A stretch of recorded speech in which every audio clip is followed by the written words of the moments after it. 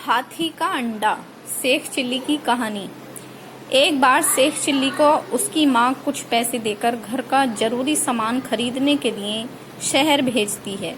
Sheikh chilli अपनी धुन में मस्त घर से शहर की ओर चल देता है।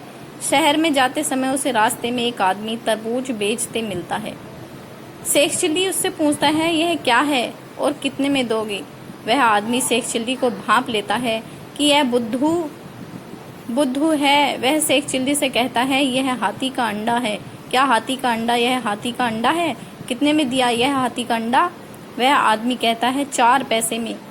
उस समय पर 1 पैसे में 4 तरबूज आ जाते थे, लेकिन वह आदमी शेख चिल्ली को मूर्ख बनाकर 4 पैसे का एक तरबूज पकड़ा देता है।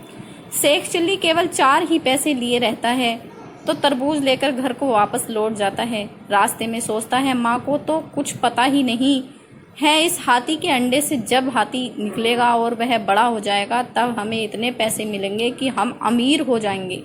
अगर घर की वस्तु से तो हम कभी अमीर नहीं बन पाते। इन्हीं ख्यालों में डूबा हुआ शेख चिल्ली माँ बाहर आकर पर रखे घर पर बोलती है, तुम यह तरबूज क्यों ले आए? इसकी क्या जरूरत थी? अरे माँ, ये तरबूज नहीं है, यह तो हाथी का अंडा है। तुम पागल हो गए हो क्या?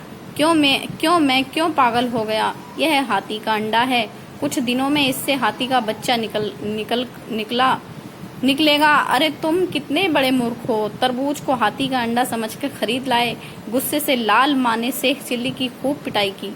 शिक्षा दोस्तों, हमें रोज उपयोग होने वाली वस्तुओं की जानकारी होना चाहिए, नहीं तो हमें कोई भी मूर्ख बना सकता है। शेख चिल्ली की कहानी है, बंदूक चल गई।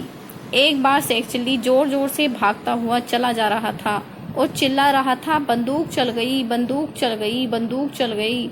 सबको लगा कि डाकू लुटेरे गांव में आ गए हैं और वह बंदूक चला रहे हैं। सारे गांव के लोगों ने एक एक करके अपनी दुकानें बंद कर दी। देखते ही देखते सारे गांव में सन्नाटा छा गया।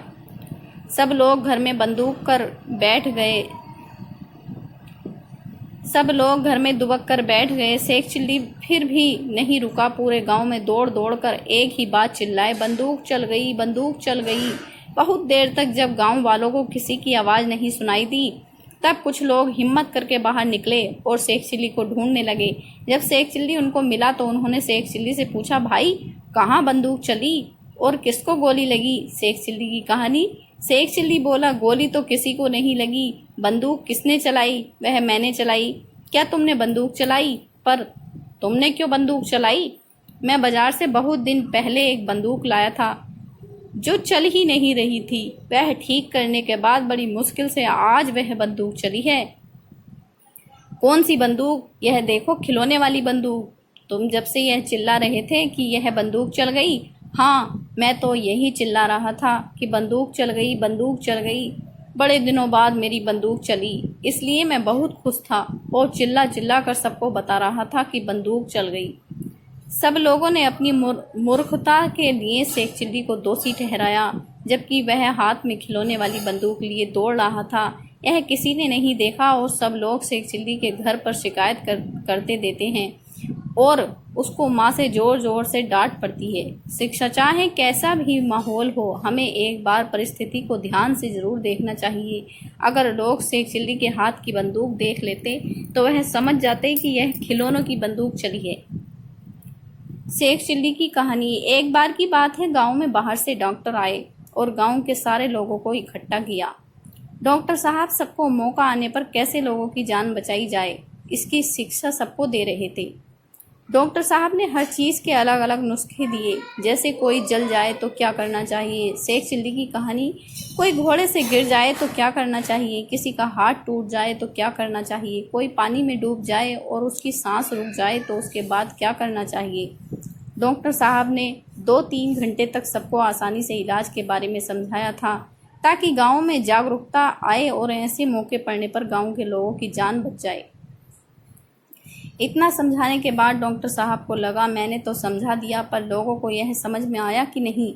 इसके लिए मैं सबसे कुछ सवाल करूंगा, आपको उनके जवाब देने हैं। डॉक्टर गांव के लोगों से जो समझाया उस पर कुछ सवाल करने लगे। सब ने लगभग सही सही उत्तर दिया जैसे डॉक्टर ने समझाया था। डॉक्टर साहब को यह बात बड़ी अच्छी लगी कि मेरी मेहनत बेकार नहीं गई। आखिर इन लोगों ने सब सीख लिया है। वहीं पर शेख चिल्ली अपनी ही धुन में मस्त बैठे हुए थे। अंत में डॉक्टर साहब ने जब शेख चिल्ली से पूछा, बताओ अगर कोई आदमी पानी में डूब जाए और उसकी सांस रुक जाए तो तुम सबसे पहले क्या करोगे? शेख चिल्ली ने पहले थोड़ा सोचा, फिर बोला, डॉक्टर साहब सबसे पहले मैं कफन लेने जाऊंगा, उसके बाद दफनाने का इंतज़ाम करूंगा। डॉक्टर साहब यह बात सुनकर दंग रह गए। डॉक्टर साहब बोले, अरे उसका इलाज कैसे करोगे? अभी तो मैंने बताया था। शेख चिल्ली बोला, अरे डॉक्टर साहब, जिसकी सांस रुक गई है, जो मर गया है, उसका भी इलाज होता है क्या? गांव के सभी लोग डॉक्टर साहब से बोल पड़े, साहब इसको रहने दीजिए, यह कुछ नहीं सीख सकता। शेख चिल्ली वहां से उठकर चला गया और कहने लगा, मैंने क्या गलत बोला? सच ही तो बोला। अगर कोई मर जाएगा तो उसको सबसे पहले कफन ही तो लेने जाएंगे। शिक्षा, जहाँ पर हम बैठे हैं वहाँ पर क्या बात हो रही है, हमें ध्यान से सुनना चाहिए और सीखना चाहिए। आज के समय में सब लोग मोबाइल में लगे रहते हैं और आसपास क्या हो रहा है उसका हमें पता नहीं रहता। तो दोस्तों, आपको हमारी कहानी कैसी लगी? इसे लाइक और हमारे चैनल को सब्सक्राइब ज़रूर करना और ऐसी ही प्यारी कहानियाँ सुनने के लिए हमारे YouTube चैनल से जुड़ना। धन्यवाद।